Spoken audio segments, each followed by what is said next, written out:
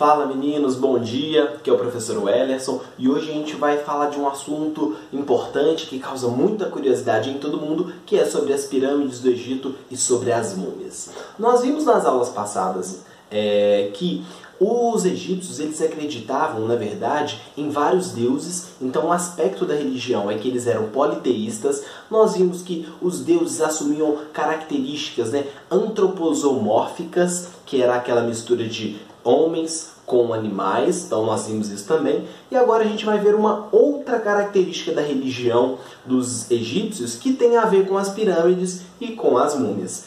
Eles acreditavam que quando a pessoa morria, eles passariam por uma espécie de julgamento. O julgamento no tribunal de Osíris. Então, para os egípcios, eles acreditavam numa vida após a morte. Eles acreditavam no mundo dos vivos e no mundo dos mortos. E agora nós vamos ver um pouquinho sobre esse tribunal, então. Depois que a pessoa morreu, o que acontecia com ela? Vamos ver então agora. Olha só. Os egípcios acreditavam que quando alguém morria, passava por um julgamento nesse tribunal de Osíris, né? E para eles o coração simbolizava a personalidade, a razão e a consciência moral de uma pessoa. Por isso, o deus Anubis e Tote, o deus escriba, eles colocavam num prato de uma balança o coração do morto. E no outro lado, eles colocavam a pena de Maat, que era a deusa da verdade. Se o coração fosse mais leve do que a pena da verdade, o morto estaria absolvido por Osíris, e sua alma voltava para o corpo mumificado, para viver eternamente no mundo dos mortos, um local repleto de prazeres, de satisfação. Só que se ele fosse condenado, o coração seria devorado por Amit, impedindo que a alma voltasse para o corpo mumificado. Como vocês podem ver nessa imagem aí, Amit era esse deus que geralmente era associado a um monstro do rio Nilo, né? E também nós podemos ver que o Osíris ele preside todo o julgamento, ele fica numa posição mais elevada, né?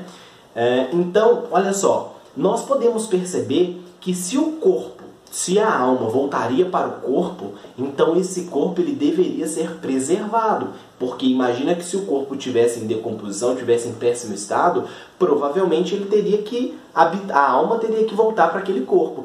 Então, o que os faraós e as pessoas das classes mais altas faziam? Elas preservavam esse corpo. Então, a múmia nada mais é do que um corpo preservado para que a alma pudesse voltar ali. Então, eles desenvolveram técnicas de mumificação. Claro que quanto mais elevada fosse a classe social, por exemplo, a múmia de um faraó era muito diferente da múmia de uma classe intermediária. Então, por exemplo, o que os faraós faziam, o que as pessoas faziam nessa mumificação do faraó?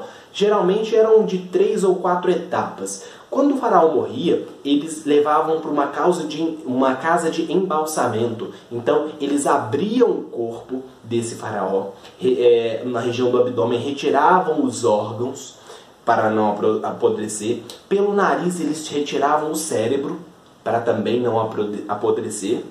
Depois que eles faziam tudo isso, eles jogavam um sal chamado natrão.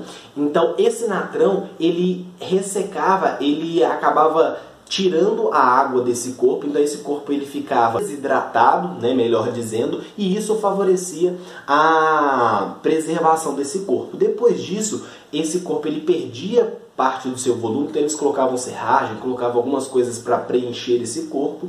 Depois disso eles preparavam, colocavam algumas ervas aromáticas e aí eles cobriam e revestiam com algumas faixas de tecido. E depois colocavam no sarcófago. E aí, geralmente, os faraós colocavam umas máscaras mortuárias, por exemplo, a de Tutancâmon é uma máscara toda feita de ouro. E esse sarcófago, ele era colocado dentro de uma pirâmide. Então, se o faraó ele iria voltar ao seu corpo, esse corpo tinha que ser preservado, mas as riquezas também eram colocadas nessas pirâmides. Então, tesouros, comida e diversas coisas eram colocadas dentro dessas pirâmides para que quando o faraó ele voltasse ao seu corpo, tivesse tudo ali na mais perfeita calma. Por isso que nós percebemos que essas construções das pirâmides e a técnica de mumificação está diretamente relacionada à religião e à cultura desses povos egípcios. Espero que tenham gostado. Foi uma breve introdução aí, falamos um pouquinho, mas espero que vocês tenham gostado do conteúdo. Abraço, até o próximo vídeo. Tchau, tchau.